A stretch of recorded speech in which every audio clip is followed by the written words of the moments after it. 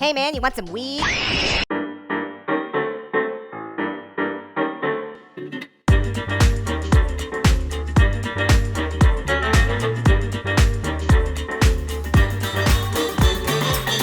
you tired of the government always knowing what porn you're looking at? I know I am. And that's why I use Surfshark. Surfshark is a VPN designed to encrypt all of your data on mobile and on your PC. I use it on my phone all the time, but especially when I'm traveling, as it saves all of your mobile roaming data and keeps it fast by blocking those ads. It also will protect you from anybody that might be trying to steal your information while you're using a public Wi-Fi server, and bonus, you can use Netflix and all of your other favorite streaming services as if you never left your home country.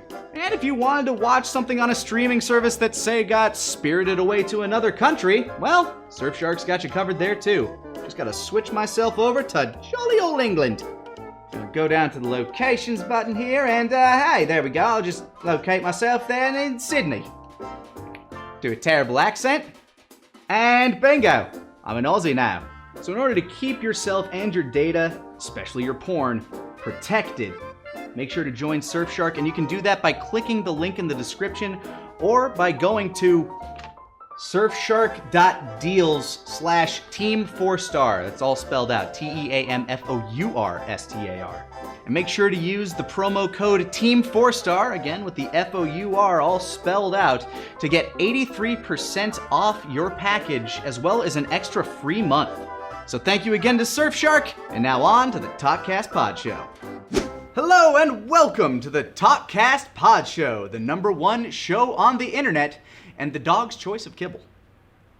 It's very true. I mean, my dog likes it. I leave it on for him when I go out for the day. I like to think that he just kind of sits there and watches you like, that's where my master is. Yeah, he's like, why are you in that tiny box? Yeah. I'm joined this week by Kaiser, by the way. Hi, everybody. We've been playing through Kakarot over on the gaming channel. Thought we'd chat a little bit about that and a little bit about some modern anime, because I know you and Grant talk about like My Hero from week to week. I have been keeping up on it, so I got some opinions. Cool. But let's bust in and just I want your first impressions of what we've played so far. How are you feeling about Kakarot? I know we're still kind of in the middle of the Saiyan saga, so very early on. We still haven't even introduced the transformation mechanic. Yeah. For me, Kakarot has been precisely what I thought it was going to be. Something in the same vein as, say, Tenkaichi and Xenoverse, but definitely kind of its own beast, its own take on the, what I like to call, and the community often likes to call, the Dragon Ball simulator. And I think the biggest thing that is in its favor right now is that you can tell that the people working on it definitely had a great amount of passion for portraying scenes, for portraying the moves. They all look beautiful. This is CyberConnect 2. But one of the things that I've noticed almost immediately off the bat is that it is a very what do you call it? It's a very big game. They wanted to do a whole lot. But they're definitely struggling to communicate the scope. Because, how do I put this? The overworld has been incredibly boring. I mean, it looks very neat from, at first glance, but it's just full of kind of nothing, and I think after you get over the idea of like, ooh, I can fly around, I can do all this stuff, look at Wii! Once you get over that, and you realize that the overworld really is, like, it's relatively big. You got some big arenas to fly around, but there isn't a lot in it. I feel like that's one of the more common complaints about the game. Yeah. Like they add things here and there as you get further into the game.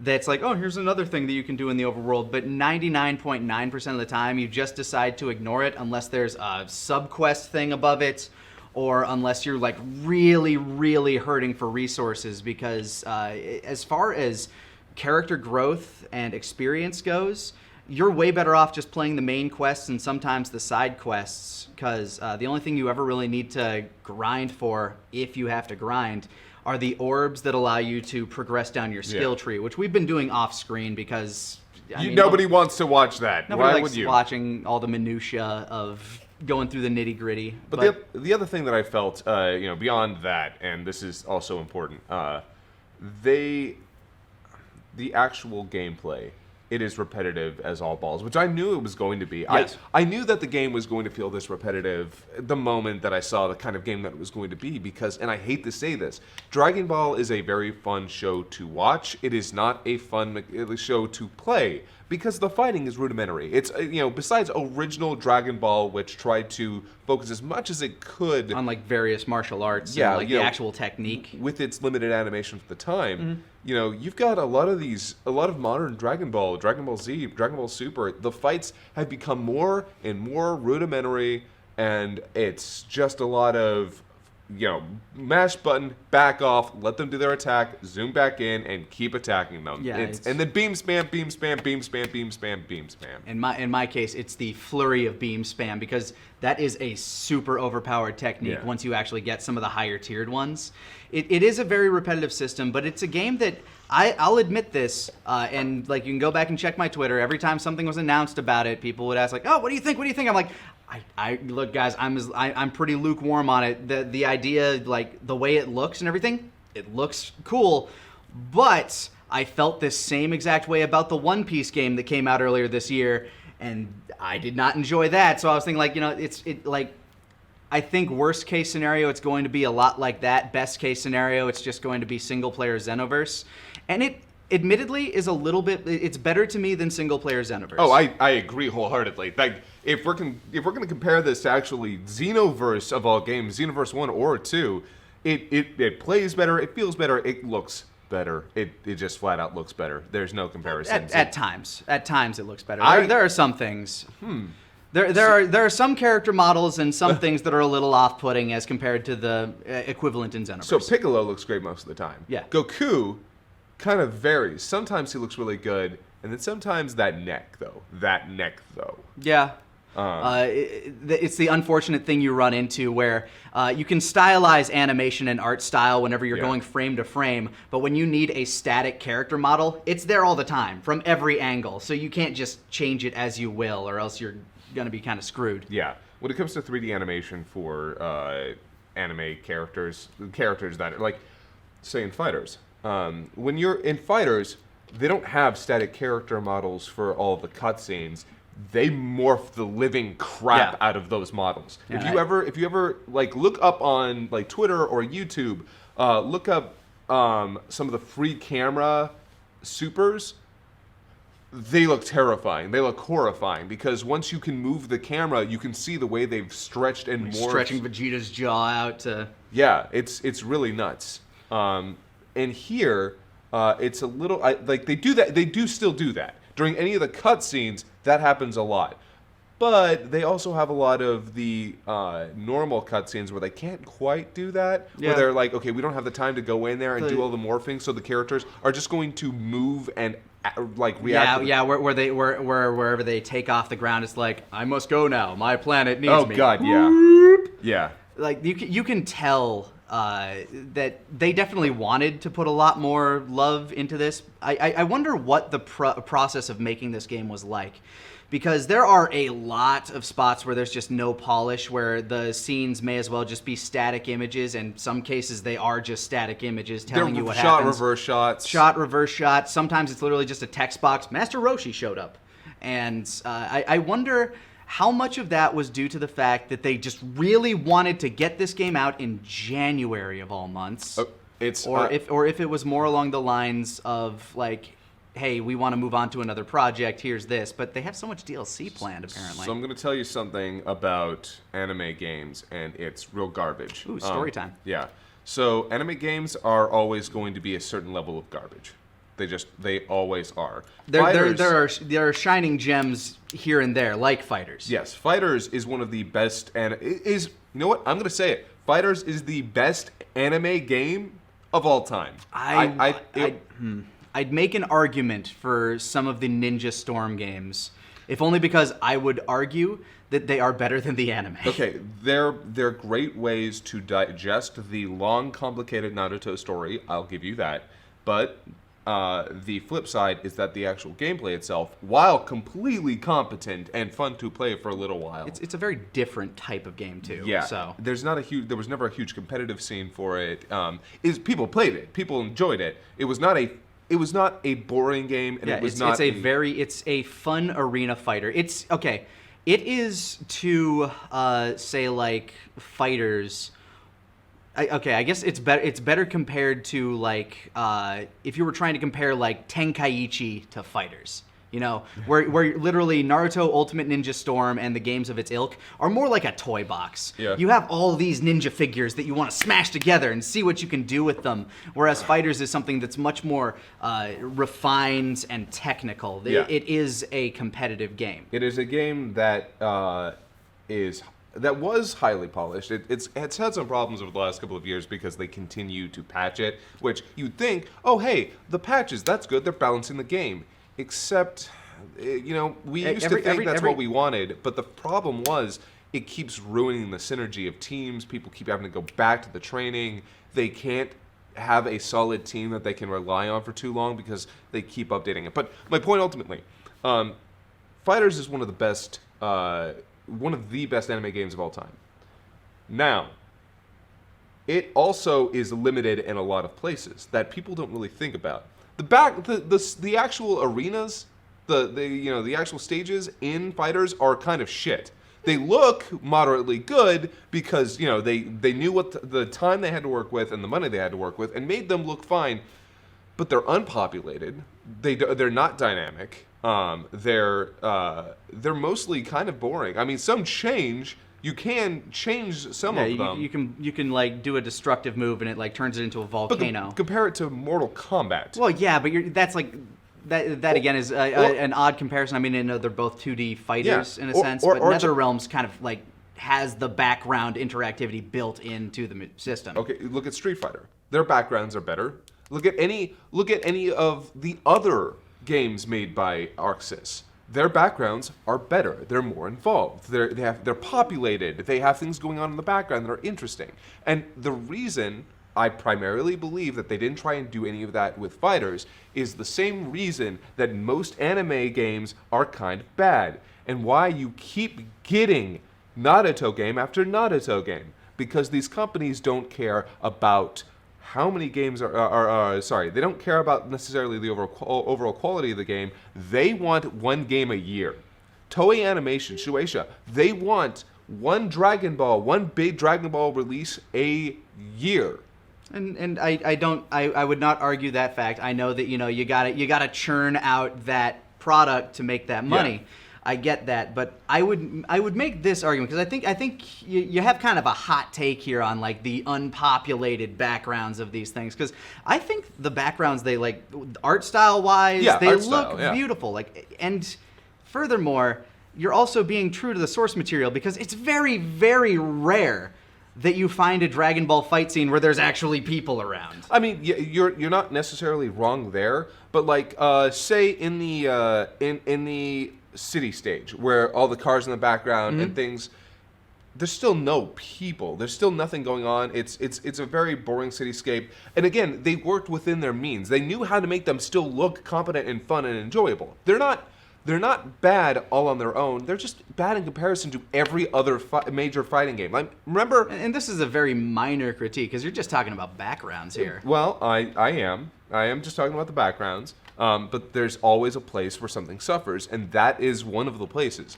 One of the other things that you'll see in Fighters is that they are less polished and a little less involved than, say, the other newer ArcSys games as well. They put a lot of time and energy. Like, not that they didn't. Again, it is a matter of the. Look, I'm coming from the angle that I haven't played Fighters since we had that like group party at San Japan.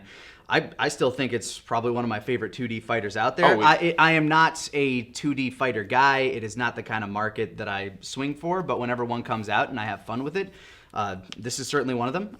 Because it's fucking good. Yeah. It's really fucking good. It's amazing, and it's something that I have a deep appreciation for as being part of the Dragon Ball fandom. They put a lot of love into this thing, and going back to what you were saying about like balancing and stuff, it's true. As soon as you tune one thing, then all of a sudden something else kind of goes off kilter. It's a problem that you kind of have to live with at a certain point. It's like something's always going to be adjusted as you move along. That has actually been a huge problem with the industry, though. It is. Yeah. It is not something that people want to live with. It's why a lot of the audience was starting to fall off for Overwatch. Introducing a new character, that's cool. But when you continue to change up something that works, people are just going to get tired of having to change their playstyle, having to pick new characters, having to adjust over and over again. People don't want that.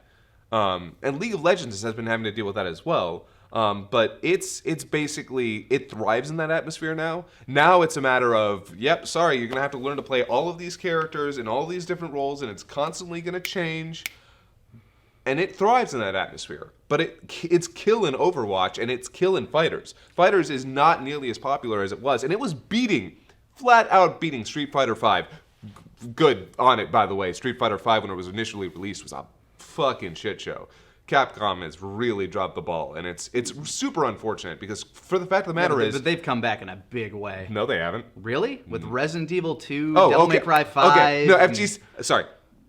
Just in the FGC. Yeah, in the FGC, Capcom's been fucking that up. All right. Resident Evil 7, I have no dog 2, in that 3, fight. yeah. When it comes to, say, those games, they're killing it there, but for some reason, the FGC is getting fucked over, and I think that's because Capcom kind of sort of realized that it's been difficult to keep up, say, with Arc Sys and, fucking Namco with Tekken. Tekken 7 is actually an exceptionally good game. Like, it is remarkable. We played it a little bit when it first came out.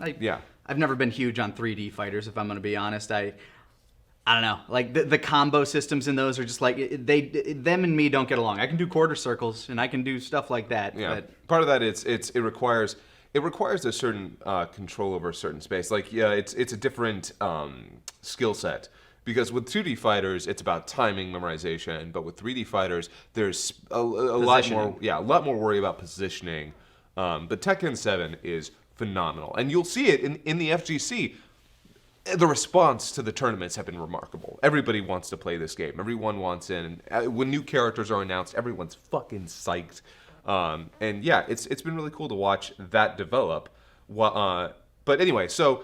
Let's roll it back a little bit. Let's get back to Kakarot because Kakarot is not a bad game, and that's the one thing I want to throw out there.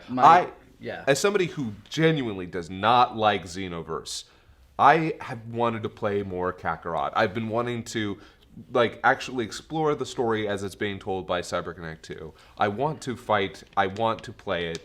It's just, it's unfortunate because I can see all of this ambition and this love, and then I see the cracks, I see the seams, I see why it was released in January, because it was the latest they could do for their their fourth quarter, because that still falls within their one game a year.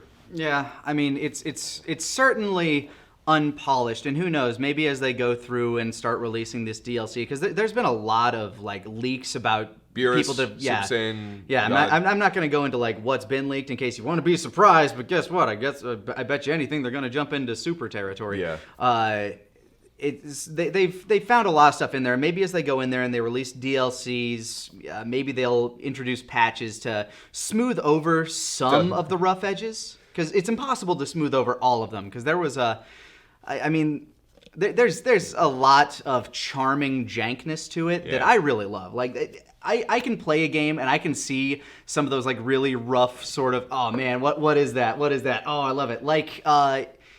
Going back to Xenoverse, Trunks is, hey! Guys. I'm just how did that make it in? I'm so happy that did. Yeah. Just anytime there's something like that, and there are a number of deliveries that I found in Kakarot that are maybe not on that level, but equitable. Yeah. It's the kind of game, the best way I can describe it, Kakarot is the kind of game where I cannot possibly sit down and have it be my sole focus.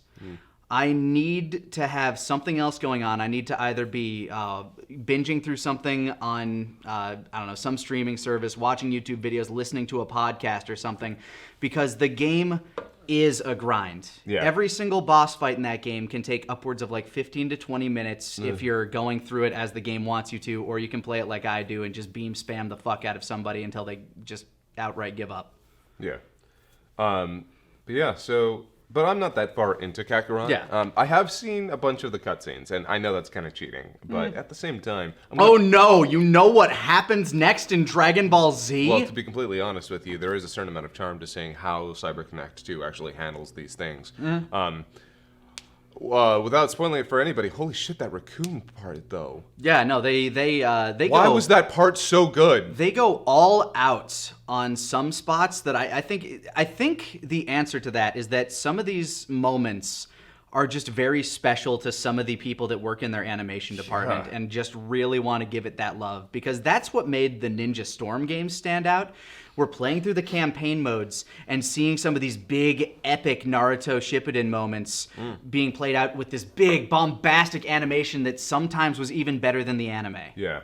It's incredible. Also, seeing some of the changes, like seeing how they truncated some things. And then added to other parts. Yeah, right? One thing I was kind of surprised about, actually, is they had a perfect part for a tutorial, and that was Gohan being trained by Piccolo. Yeah, right. I felt like maybe you could have done something to start there and have like, I don't know, like a flashback or something. I know they want to go all the way through the story, but I felt like that would have been an amazing way to like introduce you to the concept of, okay, here's your world. Here's where you go find food. Here's how you throw a punch. Here's how you fly. Yeah. That's probably like one of the better ways they could have done it. I understand why they didn't. I just think it, as opposed to jumping in, you fighting a shadow of Piccolo, and here's all the buttons you need to know. Yeah. Shit. I don't know. For me, Kakarot's a game that I'm still... obviously, the goal is to play all the way through this goddamn monstrosity. And I say monstrosity because it's just huge. It's just big. Yeah, it's it's big. monstrous. But I'm still looking forward to it, and that's the thing. Like, I can definitely say, with Xenoverse, the moment I had a chance to piece out on that game, I did, and I never looked back. But, yeah, Kakarot's actually a lot of fun, and it's charming. And also, I won't lie, as a big Dragon Ball nerd... this game is going far out of its way to add a bunch of stuff and fill in some cracks, and also just pound as hard as it can on my nostalgia prostate. Oh yeah, it does a lot of great things. Like you'll find a lot of characters that even Toriyama's probably forgotten about over time. Just they wandering make a joke around. about that with Launch, apparently. Yeah, you find characters wandering around the world. You can go down, talk to the tournament announcer who's just chilling in his car out in the middle of a field in front of a T-Rex for some reason. And yeah, I mean, but that kind of goes back to its ultimate problem, which is that the overworld is nothing. Yeah. But yeah, it's not a bad game. It is something that if I were to recommend it to people, if you're not a diehard Dragon Ball fan who just can't wait to get their hands on another action RPG, I would wait for it to go on sale personally. Yeah. That would be my ultimate takeaway with this. It's not a bad game. It's just kind of more of what you've done before. It is the legacy of Goku games done in 3D very well. All right. Well, I think that's enough about Kakarot. I think we've established our feelings on that. So it's definitely someone who's played through way more than I have. And I've made it to Piccolo's first fight with Cell. Okay, and cool. they do something in this game. I'm not gonna say what it is, but they do it in a lot of Dragon Ball Z games that always bothers me. It's a nitpick at best. But it was something that when it happened, I'm just like, why though? Okay. We'll get to that later. Fuck it. I'll just say it now. Kami, the fusion with Kami is considered a transformation. I'm just like, they do that in a lot of games.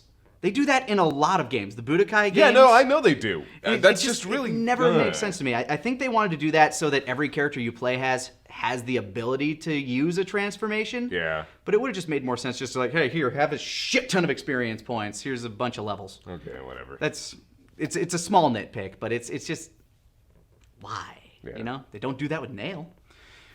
No, they didn't. Yeah, which is even more confusing. So, moving on from that, you've been working on a lot of stuff lately. I know you've been... You have! We're going to touch on that right now? I'm going to touch on a few things here. Okay, follow my flow. All right, fine. You've been scripting a new JoJo part for the In Blank Minute series. Yeah, I've been working on part 2 for the JoJo in 5 minutes. So this one is probably shaping up to be JoJo part 2 in 10 minutes, which I know is a little bit long in the tooth for something like this, but unfortunately the actual there's a lot that goes on in that. Yeah, the second part's a lot longer, and I'm cutting a lot of stuff.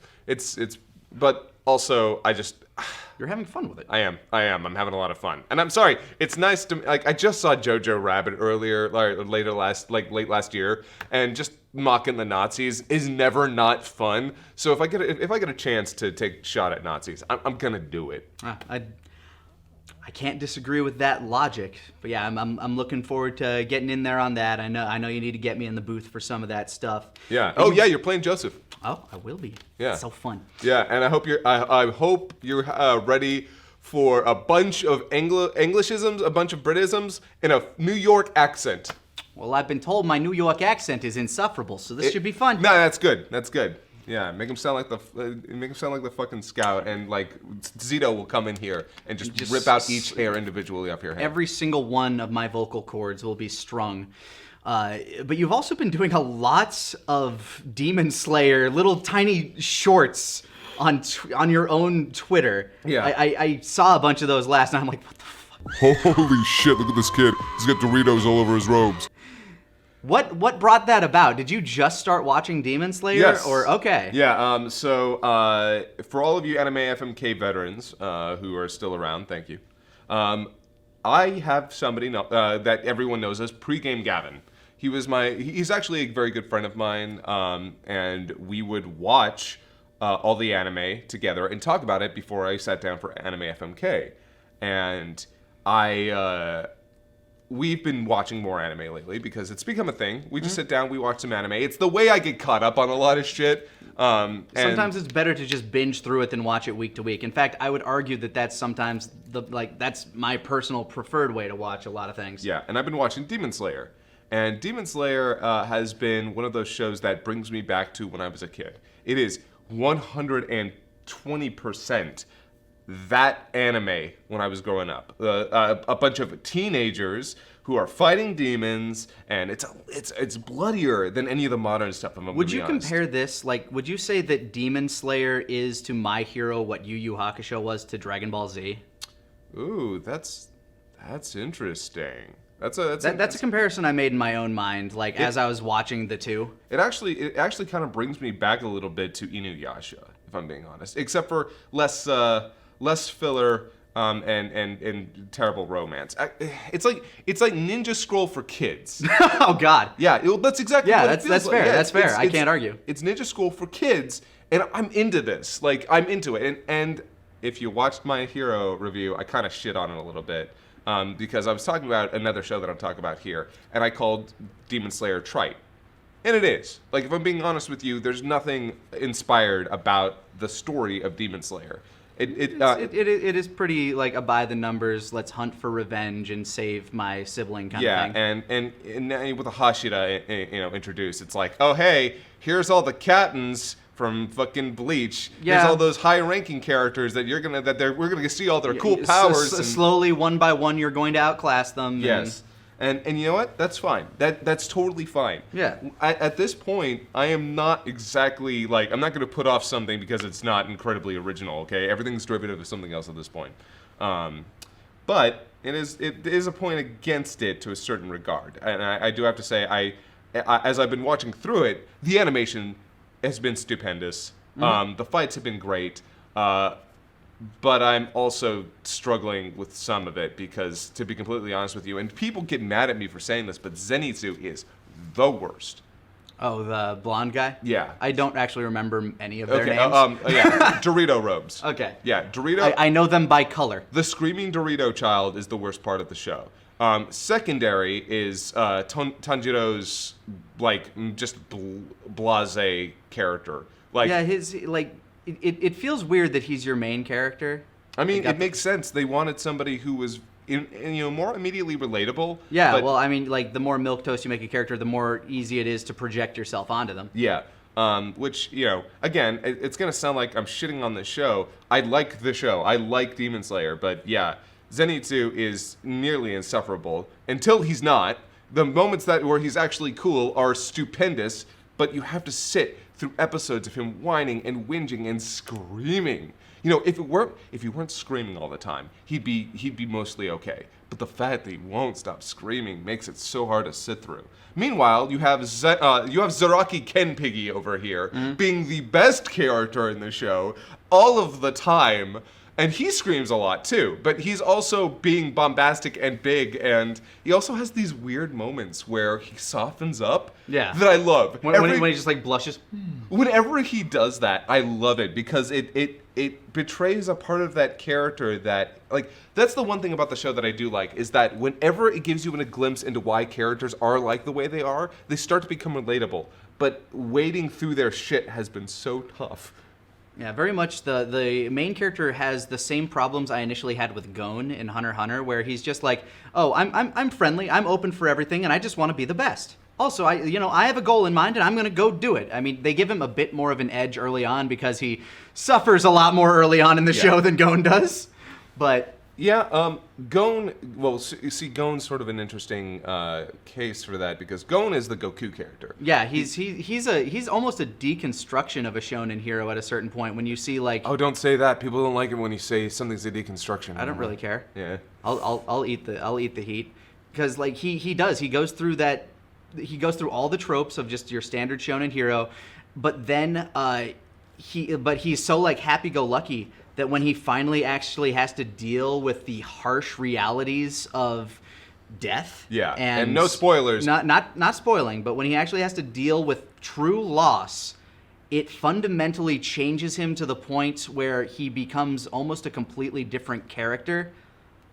Yeah, like for a good period of time, and it's like, wow, you don't see that very often, like that sort of real psychological trauma in a shonen anime. And that's sort of the thing where the reason that it's ultimately a deconstruction is because it takes a very standard shonen character archetype, which again I call it the Goku because it's this character that is pure of heart and they just want their genking gambare and I'm gonna do it and I'm gonna be the best and I'm gonna put myself out there. I love my friends. And he suffers so much. Like we talk about Tanjiro's suffering. Gon suffers ridiculously, but let's get back to Kimetsu no Yaiba, or Demon Slayer. Yeah, I absolutely love it. I mean, it was a show that took me a minute to get into. I give most shows that I watch 3 episodes, 2 to pique my interest, and then 1 to hook me. And this passed that test. Yeah. Once they start getting into like the techniques and stuff, and you actually start seeing that beautiful transition into the animation, like where the waves are flowing off in that beautiful like scroll and ink style. I was like, okay, yeah, no, I'll give this a go. And the pacing of that show, at times it's a little slow, but when they're going, they go. Yeah. And that's what I really love about seasonal anime. You know, the funny thing is, I found it a little fast in places, actually. Yeah, it definitely sprints in some places. In some places, it lingers a little longer than it needs to. Yeah, I remember before the house, I thought we were going to have like an episode before the house, but no, the house just happens. And I'm like, okay, I guess we just went from a big boss fight to another boss fight. Holy shit. Yeah, they just go. And I thought that was going to be an arc. Yeah, and luckily they actually make a point of it too. Like they make a point of like Tanjiro just went from a fight to another fight, and he's suffering. Like there's a fight in the show where he has broken ribs, and it's a pretty rough fight for him. But also there's one thing that the show does that I hate all shonen shows for doing. I do not like this, and I wish they'd stop. What's that? Giving the backstory for the villain. Oh, right before they die? Either right before or, God help me, after they die. Yeah, like, this show does that a lot, because like Tanjiro's big thing is like, he's able to forgive these demons and see the humans that they once were. And I understand why they do it. And I like that part. That part is actually a good part. If you're going to give Tanjiro something about him that separates him from the rest of the world. Like having him be that empathetic core, which I think is what also keeps me going. It's that like when he kills a female demon that didn't want to be in that situation but is just kind of doing her job. I know the one you're talking about. And she's like looking at him and he's sad that she's dying. He sees and she's just, it makes her happy as she's dying. That's his thing. He makes their passing like manageable. That is one of the things that like throughout that season he's constantly made the death of these characters like. And that's been one of the interesting things, but it's just frustrating that I would love I would love to actually connect with these villains, these antagonists, a little bit more before flesh them out before you have to do that, which is something I think Hunter x Hunter does amazingly. Oh yeah, I mean Hunter x Hunter spends all of its time developing characters. Yeah, and then when and if they die, usually it's when the death comes, it's a big moment, but you're like, yeah, there was only one way that was going to turn out. And so, yeah, that's the one thing that I don't like about, the one thing that I actively don't like about shonen in general is introducing all the backstory when they're about to / when they are / after they've already died. Because I think I'd hate it less if Naruto didn't make such a big fucking thing out of it way back in the day, because and Naruto had the big pacing problem too, because that was a week-to-week show. So it's like, okay, yeah, we're having this big fight. It's like, you don't understand what I'm about. It's like, oh no, we're doing these 5 episodes now, aren't we? Yep, we're doing these 3 to 5 episodes now. Yeah. Where you go back to the villain's past and you see why they're bad, and you understand why he's a Naruto or a Sasuke. Yep. You're in Naruto. You're either a Naruto or you're a Sasuke. And in most, or you're a female character, which means you aren't actually a character. Yeah, in most cases, a good chunk of the villains in Naruto are just some combination of Naruto and Sasuke. Yeah. Like both of their ideologies crunched together that made them evil.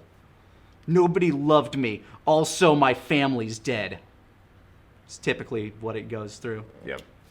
But yeah, so yeah, I made a bunch of videos based on Demon Slayer. They're on my Twitter. Yeah, you can check those out as you will. One of them's really spoilery if you haven't seen later into the series. If you haven't gone, if the spider arc means anything to you, and you haven't made it through that, or you haven't seen it yet, I'd hold off on that one, I guess. But they're a lot of fun. Luckily, I do.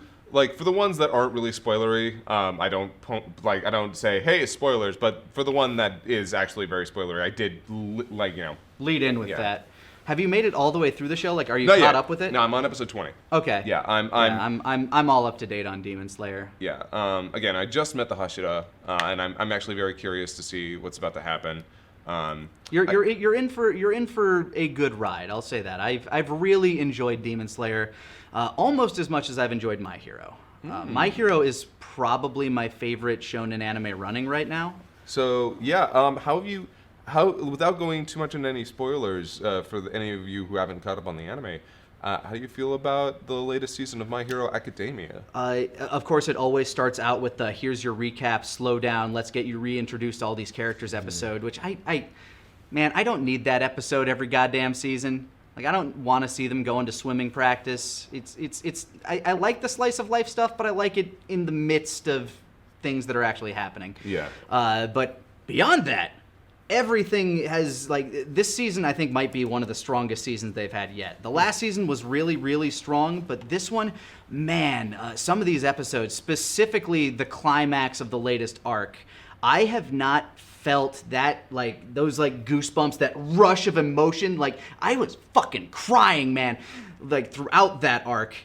I have not felt that since I was a kid, initially watching Dragon Ball Z and Yu Yu Hakusho for the first time, with those big Gohan going Super Saiyan 2 moments, and just seeing this and damn, My Hero is so good at drawing the emotions out of a scene. And one thing that it does immaculately well, incredibly well, is whoever the focus is on a particular scene, the writers and the animators are so good at putting you in that character's position, putting you in the middle of their narrative to make you narrate, or make you kind of empathize with what they're going through. And they do it in such a cathartic way. Yeah. You can feel really sad when somebody's going through something. You can feel super hype when somebody's getting in there. They have been so good at that. And especially with these last couple of episodes, I've compared them very, I would say arguably the last few episodes of My Hero have been 2 really good episodes of any other anime split in put into one episode. I think the episode before the one that we just watched, there was an amazing, not to go into spoilers, but a highway moving car speed chase heist involving, superpowered characters that ends on this, like, the biggest fuck you I've ever seen in an anime. And then it cuts instantly to, the heroes dealing with the aftermath of the arc that they had just gone through and realizing this is what this world is. This is what we're putting everyone through. This is what your family and loved ones are going to be experiencing as you're looking in on these heroes that have been fighting for their lives. And then God, it was just such an amazing dramatic scene, and it built to an amazing fever pitch. The climax of that arc is, and part of that really had to do with the staging, the art and animation. Like, if I'm being honest with you, in the actual manga, the climax of that is actually not that impressive.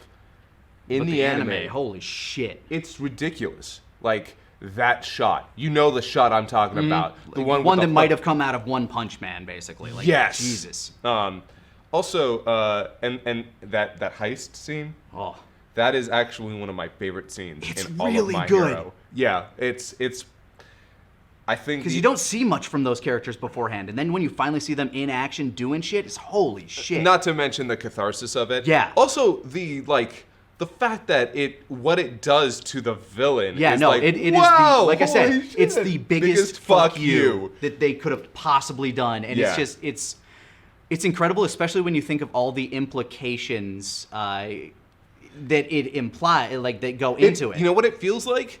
It feels like something Togashi would have written. Yes, just a bit. Yeah, it feels exactly. It's that same level of casually fucking everything up in one scene. Yes, and that's why it's so good. Yes, I cannot agree more on that front. There's nothing I love more in, like, say, something. It's not necessarily subversion that I'm looking for, but I like when something takes a risk and changes and makes a fundamental change to a universe, or does something like it's sort of like an anticlimax, right? Where after everything has happened, then something of almost the exact same importance happens, but without any applause, without making a big deal out of it. Something just so huge happens casually, and especially when it's used to make another character look like a badass. And if you love bad guys, you will love this season. Yeah, but the next season, the next arc is also. I'm interested to see where it's going. I'm not caught up on the manga. Don't worry, I'm not going to spoil anything. Hey, I'm not spoiling anything for the anime either. For anybody out there that hasn't seen it yet. Yeah. Have you seen the opening? You had to have. You saw the latest episode. Yeah, right? I've seen the latest episode. I've seen the opening. Funny enough, I don't really pay attention to the animation in the opening these days because I'm actually studying Japanese. So I'm actually looking at the subtitles at the bottom, trying to be like, just trying to follow the bouncing ball to see, like, hey, okay, yeah, I can follow the flow on this. Yeah. So that's where I'm at. So I'm not even spoiled on the opening, really. The opening is actually one of my favorites. It's not a bad song. I dig it. A lot of people have been kind of here or there on it. For me, it's perfect. It's the perfect opening for this particular arc. It's Kanabun and their pop rock, and considering what this whole season is about, it's about a festival. Like, if you pay attention to the visuals, you can tell, okay, it's a festival arc. Okay. And it's so much fun.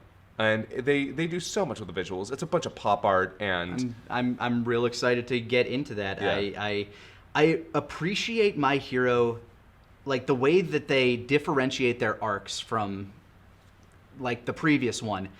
They feel so fresh and different that it's like, every single arc breathes new life into the show, which is always supposed to be what a next chapter is supposed to do. It's supposed to keep you moving forward, keep you feeling refreshed, but keep the overall story going. Yeah. And My Hero has done such an amazing job of that. I can't help but wonder what it would have been like if One Piece had gotten that same "we're doing this in seasons" treatment. Who knows? It's impossible to say. Yeah, and unfortunately, so it's one of those double-edged sword situations. Say One Piece had gotten the seasonal treatment. Yeah. Probably wouldn't be as popular. It might not be. But we would have gotten a better show, maybe. Possibly. Because, one of the things that you might not have noticed that a lot of the Sakuga community has noticed. I don't know what that is.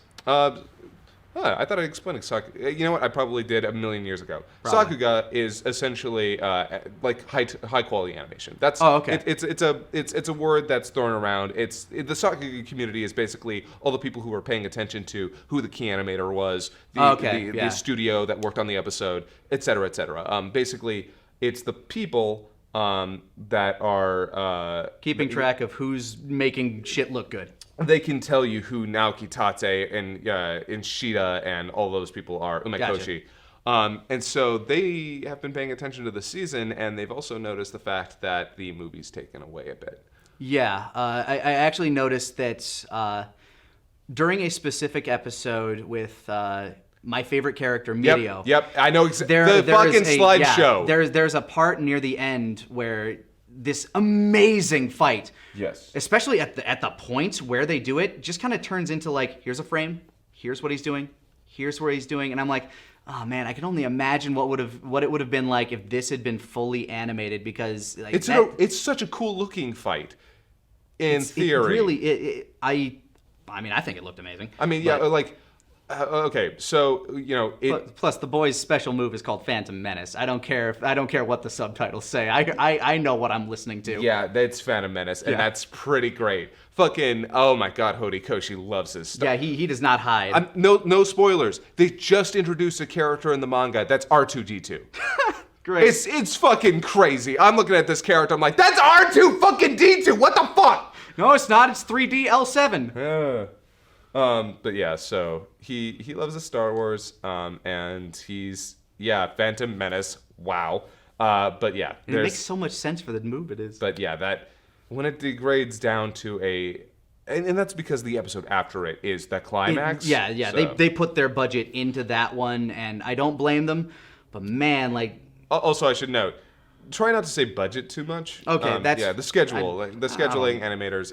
It's a whole thing. It's something that I use the term budget for both time and money. That's fair. I mean, when you're budgeting time, it kind of a lot of people think in the anime community that it's a matter of, man, they didn't spend the money on this, and it's like, well, it's not necessarily a matter of money. It's a matter of the animators they have at their disposal at any given time and trying to schedule them and work things out. But yeah, just to see that, like.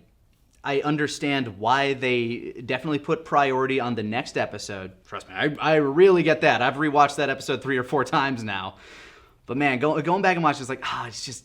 Because I didn't catch it the first time. Because I thought, like, when I was initially watching, I'm like, oh, are they, like, flashing back to what he was doing before? And I didn't realize until much later that it's like, oh, no, that was just how this fight ended. Especially from that point forward, where I would have been significantly more interested in seeing how he dealt with the powers he was up against. Yeah, it's poorly presented, it's unfortunate, and that just goes to show you, like, don't schedule a movie during the season. Oh my god. Especially because I heard a rumor that the movie that they are working on is actually set, like... Is it ahead of where the manga is, even? Apparently it's really confusing. Yeah, I've heard a lot of things. It's set, like, after the next major big arc. Okay. Which we're not even going to get into this season. Oh man. So I have no plans on reading the manga, so I'm probably not even going to see this movie then. Some people have said that you'll be fine. I'm going to, like, I know Grant's still going to see it and he doesn't read the manga, so you know what, ultimately it's a toughie. I'm obviously going to see it, and apparently it's very good. Apparently a lot of people have said, like, hey, this could be an ending to the show. I know. I'm very curious. That is odd because they treated Two Heroes as kind of like a side story that could have happened in the anime. In fact, I think they reference some of the parts of Two Heroes in the anime. So it'll be interesting to see how they treat this in the canon. Yeah, I don't know. It'll be curious. All I know is that this arc, this season, has made me absolutely love Mirio. He is my favorite character in My Hero right now. Mirio Togata is... It's interesting. When he was introduced initially, a lot of people just kind of were put off by his design, but by the end of that saga, he's remarkable. Oh, absolutely. Especially by the end of this current arc, it's just like, how can you not love this guy? I made a tweet about it, in fact. It's like, no, like, I am sold on him 100%. And it's just, he's such a pure boy. He is the My Hero Rock Lee in a lot of ways now. Yeah, he's fantastic. Yeah, actually, he's basically the Rock Lee of My Hero Academia. Yeah, it's hard not to see a lot of the parallels. I mean, you can put parallels to pretty much anybody in shonen anime to another character. You know, it was funny for a while they kept calling Deku Green Naruto, but he's not. He's actually nothing like Naruto. Yeah, he's significantly less like. At least the shonen heroes are distinct enough that any of like the big, we don't really have a big three anymore, do we?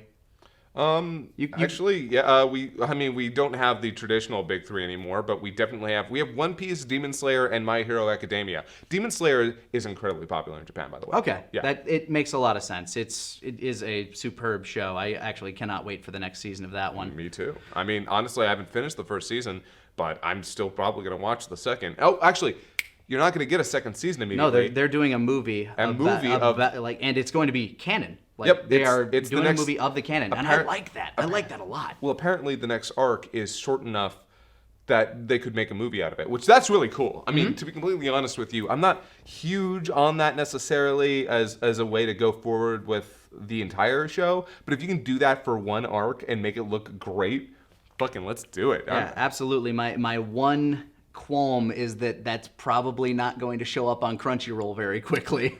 They don't grab movies. Actually, that's not necessarily. Well, you're probably going to be able to see it in theaters. That's true. I'd be able to see it in theaters, but it's like if you want to binge through something, then like gap of the story, binge through more. Yeah. That's the kind of watching I like to do a lot.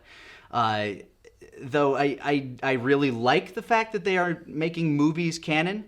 That's always the way I thought they should have done Super. I've said that every single time. I feel like Super could have been really good as just a series of movies. I think that, especially after Broly. Yeah. Broly, if they do this next arc, the Moro arc, I think is what it is. I don't know if it would fit as a movie. It might have to be two, but... It would be sort of tough, if I'm going to be honest, because they actually made a long-form story. Let's be honest. Broly is nothing but half of a story and then one big fight. Yeah. I mean, like, literally 2/3 of that movie is a fight. Yeah. A really good one. Yeah. There's a lot of talk going around about how good Broly actually was now that we've put some space, but I don't know. Like, I still love it to death. So. I think it's amazing, but then again, you and I are Dragon Ball marks, so it's... Yeah. Take that for what you will. We're coming up on the 1 hour arc, so I'd like to try and get some shout outs if I can. That's fine. I mean, you got some other anime that I know you wanted to shout out real quick, things that I either haven't watched or haven't heard about. So tell me, what have you been Netflixing? I mean, I've got a VPN, so I'll be honest. I've been watching Beastars, a series based off of a manga by Paru Itagaki, which is basically What If Zootopia, but R-rated. And it is phenomenal. I think you'd actually really like it. Yeah. What region would I have to switch to? I mean, so you're better off just waiting till it comes out in March. If I'm being honest, yeah. Right. Just wait till it comes out in March. And you know, honestly, while the anime is good, it's good. It's an adaptation of a manga, which is better. And Paru Itagaki's Beastars, the manga is being released now in English. I would highly recommend it. It is one of my favorite manga of all time. It is easily in my top 5. It is remarkably well written and interesting, and it's got amazing characters with amazing stories. And yeah. What's the concept of the show? It really is Zootopia, but R-rated. It's the conflict between carnivores and herbivores that sort of gives a parallel. And they're anthropomorphized. Yes. Okay. Yeah. And the concept, the overarching initial story is that a character at the school that everybody goes to has been murdered. Okay. And it starts off as this murder mystery and becomes a giant. It's hard to call it an allegory to society because there are a lot of things that it's hard to make hard allegories when you have anthropomorphic animals. Zootopia didn't try to make hard allegory. It just tried to. It didn't. It made some metaphors, but ultimately its big thing was it's impossible to make a 1-for-1. You can't. But Zootopia was more talking about the fact that hey, even if you are physically different, racism's still racism. And that's one of the interesting things that, Beastars talks about the difference between people, physical differences, mental differences, and how to treat them, how to respond, innate nature, nurture versus nature, the way that we deal with traumas, the way we deal with all of these different things. And it's really good. And again, it's just this. It's a beautifully told story with amazing art. Like, it looks really sketchy, but if you give it a chance, you'll see that the Paru's just got this amazing ability to set a scene and angles and shading. Oh, it's so good. So it's coming out in March. our region in March. Yes. And I'm pretty sure Ben Diskin's a voice in it because he won't stop tweeting about it. Of course. I mean, like that boy's that boy's been getting in everything lately, especially a lot of the Netflix releases. Yeah.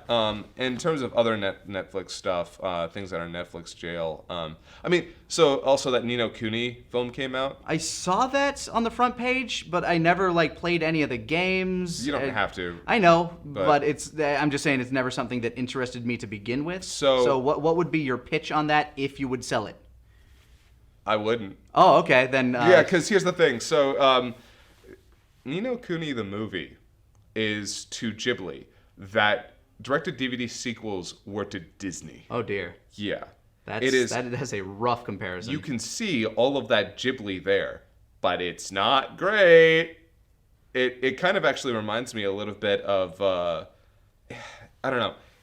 Mary and the Witch's Flower was such a disappointing film for me, which a lot of people will I've heard people that really liked it. Yeah, they'll either casually agree or they'll try to take off my head because I insulted a bunch of people who used to work for Ghibli and don't anymore. But I always found Witch's Flower to just be the most derivative, boring out of all of those films. This one I don't know.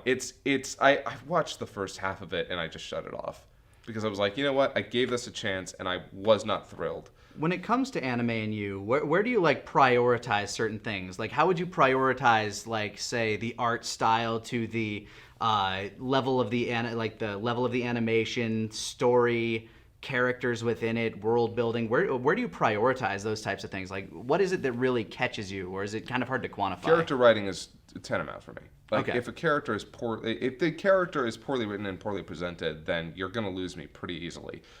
Your art and animation can be spectacular, but like I said with Demon Slayer, a lot of its art and animation is phenomenal. But if the characters are obnoxious or I can't relate to them even in the slightest, if I can't emotionally feel something for them, even if it's not relatability, it's still a certain oh, you've communicated your feelings to me, then I don't know exactly what I'm going to do with it because it's not going to be I can't get myself involved. Right.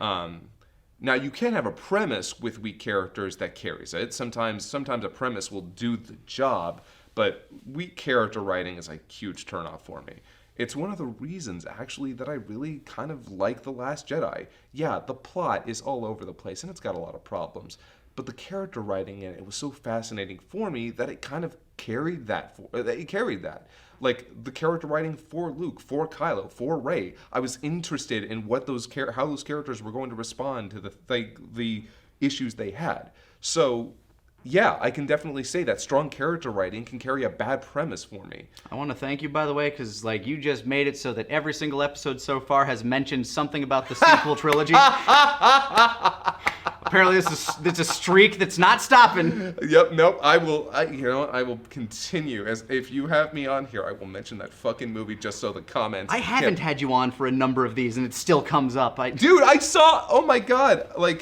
The vitriol over this. You know what? It doesn't matter. So for me, and also I can definitely say that if something is experimental and trying to say something that other things aren't saying, I'll definitely give it more of a chance because I can enjoy derivative if it's done well. Yeah. But when something's really saying something that nobody's talking about, when it can do something experimental, I could really dig on that. Kaiba, by another. So Masaaki Yuasa, fantastic director.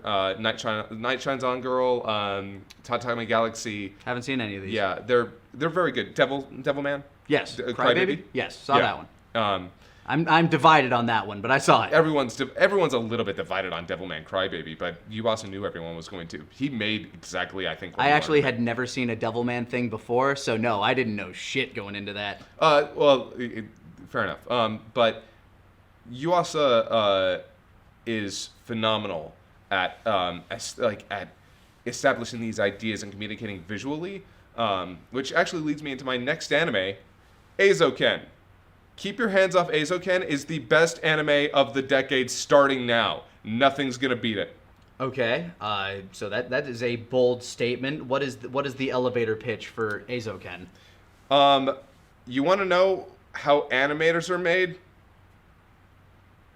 I imagine it involves a man and a woman, and then a lot of patience in childhood. But yeah, it's a story about a young girl who wants to be an animator. Okay. And we follow her in her high school years, putting together an animation club to make anime, which actually kind of follows pretty closely. Like, so it has a bunch of Ghibli animators and people who worked on Ghibli films on this show. Okay. It's got Masaaki Yuasa, one of the best directors in Japan. Like, if I'm being honest, best anime directors for experimental and just, you want art? Yeah, get Yuasa.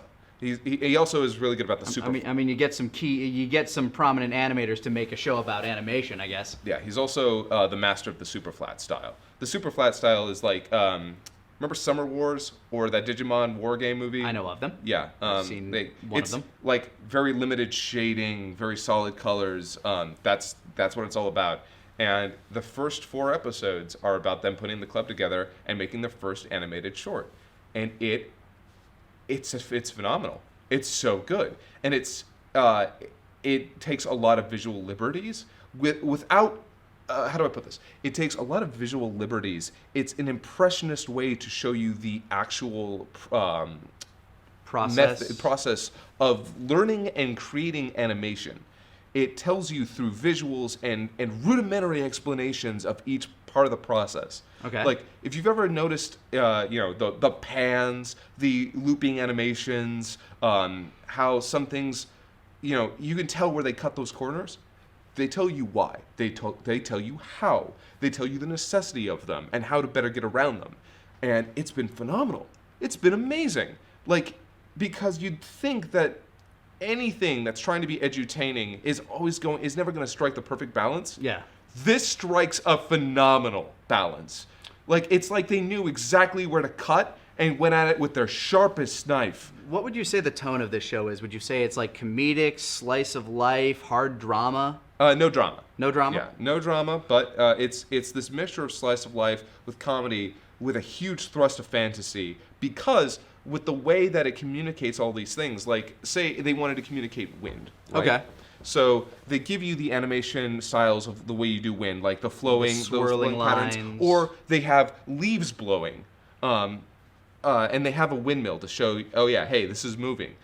Just the windmill moving doesn't show you the wind. Right. How are they going to do that? And one of the ways is that they suddenly, but my favorite way to show wind, and then suddenly the entire environment around them shifts into a storm, and you see the rain coming by, and you see like moving. And yeah, and okay, it's great, and they do that all the time. There's an entire scene in the first episode where they try to communicate. Oh yeah, look at this. This is this airship that I've been working on, and it's very small. It's very compact. It looks like something out of Final Fantasy VII, actually. Right. And they talk about, like, but what if we added this? And then suddenly you see them in the world screwing in the parts. Okay. And then and it's all in this sketchy style, and all the sound effects are done with, like, they're all onomatopoeias done with the voice. So it's like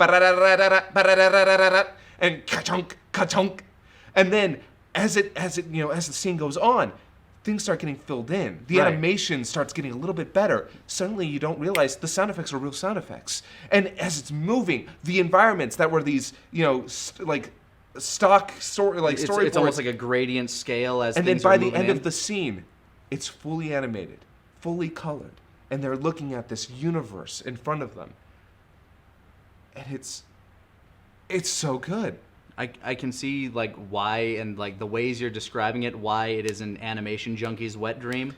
If the art and the animation of this series wasn't as good as it was, it would be faltering. It would be stuttering. Well, it also wouldn't be true to itself and its message, it seems like. Yeah, but the thing that it's made by masters, people who are passionate, talking to you about their passion, communicating their passion through masterful visuals, and 3 characters who you are gonna fall in love with instantly.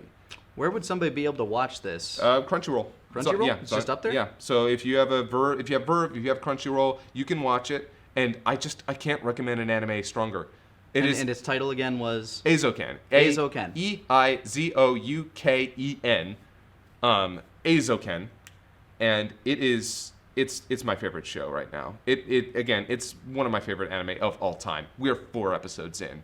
It could go downhill immediately after this, and but these first 4 episodes would still leave you saying, no, I still love it for what it was. Yeah.